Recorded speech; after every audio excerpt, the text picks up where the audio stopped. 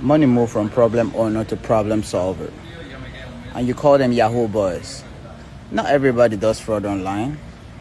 As a matter of fact, the fraudsters don't even make a lot of money as compared to those who sell products. Nigerians run the industry. Nigerians run everything worldwide. Nigerians run the software industry. Nigerians run a lot. You know, Calendly is owned by a Nigerian. So many other big softwares are owned by Nigerians. And how do you think these guys made it so big? By email subscribers. And if you have email subscribers, how do you reach out to them without an email marketing system? Today, I give you the opportunity to have the lifetime version of my software for $250 only.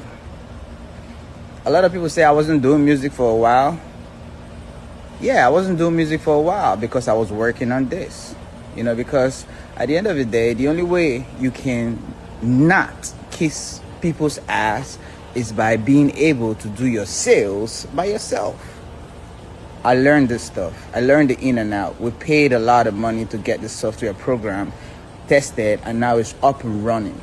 I like to call it the best email and cold marketing software in the world with artificial intelligence and a calendar.